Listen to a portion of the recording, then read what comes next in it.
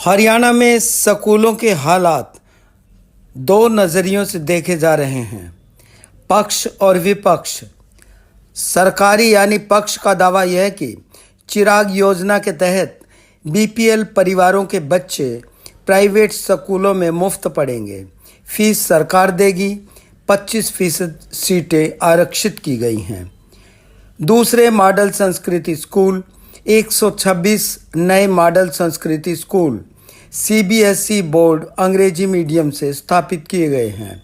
स्कूलों का बुनियादी ढांचा 34 जिलों में पीएम श्री स्कूल, टैबलेट योजना 8वीं से 12वीं के बच्चों को और स्कूलों में स्मार्ट क्लास, लाइब्रेरी की सुविधा। सरकार कहती है सरकारी स्कूलों का रिजल्ट 2024-25 में 85% रहा है, जो प्राइवेट से बेहतर होने का दावा किया जा रहा है। अब विपक्ष की ओर देखें तो उनका नज़रिया कुछ अलग है। विपक्ष का तर्क यह कि अकेले हिसार में 400 से ज़्यादा पद खाली हैं। पूरे हरियाणा में 15,000 से ज़्यादा पद खाली होने का दावा किया जा रहा है। पिछले 2 साल में 1,000 से ज़्यादा सरकारी स्कूल बंद या मर्ज करने का आरोप है। कम छात्र संख्या का हवाला दिया जा रहा है। विपक्ष कहता है सरकारी स्कूल खत्म करके प्राइवेट स्कूलों को बढ़ावा दिया जा रहा है। सरकार की चिराग योजना पर भी विपक्ष के सवाल हैं। कांग्रेस कहती है सरकारी स्कूलों को सुधारने की बजाय प्राइवेट स्कूलों को सरकारी पैसे से फ़ायदा दिया जा रहा है। चिराग योजना में 1 लाख बच्चे सरकारी स्कूलों में छात्रों की संख्या घट रही है।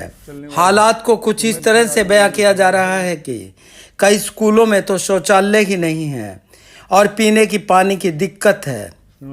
हिसार के आदमपुर नलवा क्षेत्र में स्कूलों की इमारतें जर्जर बताई जा रही हैं। मिड डे मील की गुणवत्ता पर सवाल खड़े हो रहे हैं। अब जानिए जमीनी सच्चाई क्या है।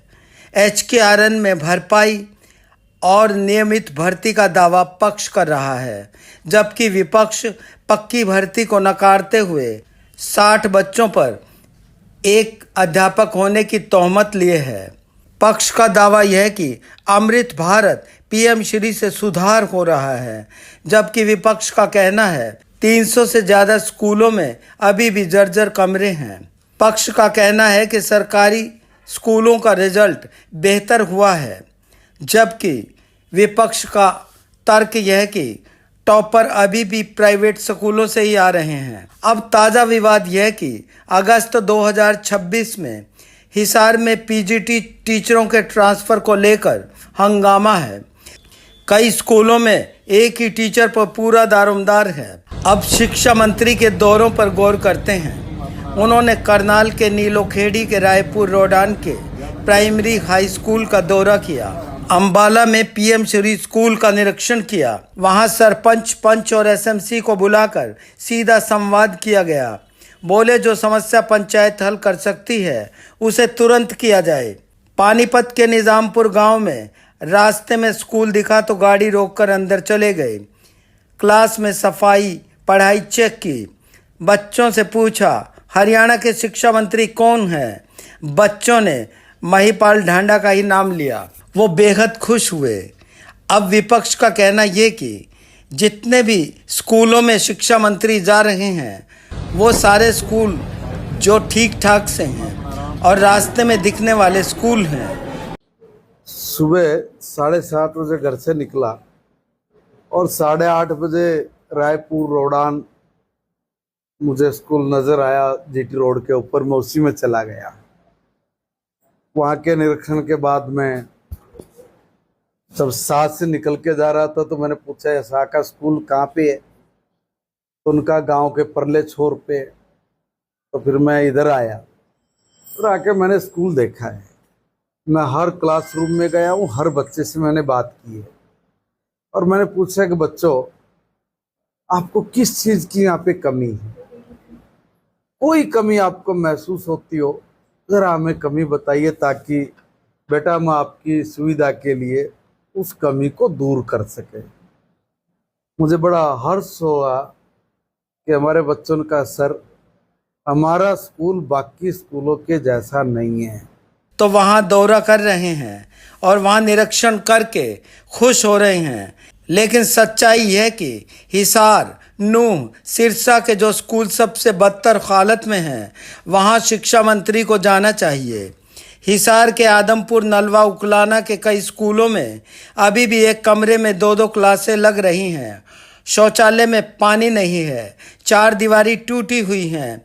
नूह और मेवात में अध्यापकों की स्कूलों में सबसे ज़्यादा कमी खल रही है, लेकिन पिछले 6 महीने में एक भी बड़ा निरीक्षण नहीं किया गया।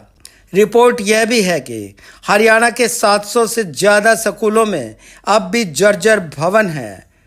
कांग्रेस नेता कह रहे हैं कि रास्ते वाले स्कूल तो शहर के पास NH पर होते हैं, असली बदहाली तो अंदरूनी गांवों में है। वहां HKRN टीचर 12-12 हज़ार में पढ़ा रहे हैं, पक्के टीचर नहीं हैं।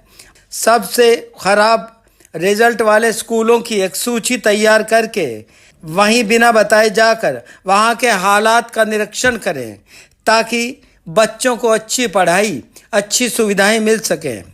देखिए, मैंने कहा ना, मैं हर जगह जा रहा हूँ, हर जगह क्वालिटी कैसी है खाने की, मिड डे मील की, वो मैं स्वयं चेक करता हूँ। देखते हैं हम लोग जब जा ही रहे हैं, एक स्कूल में मैं आज आया हूँ तो अभी तो यहाँ पे 1.5-2 घंटा लगा है।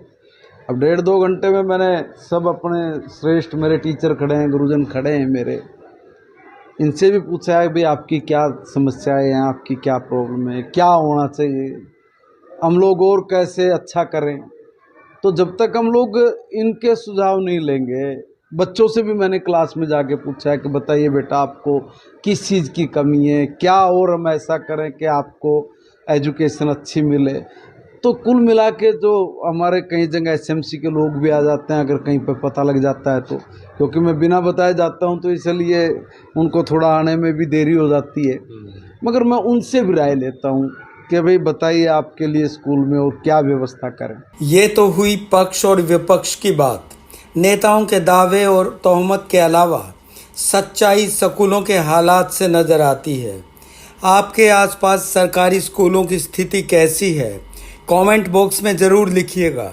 हमारे चैनल को सब्सक्राइब और फेसबुक पेज को फॉलो करें। शुक्रिया।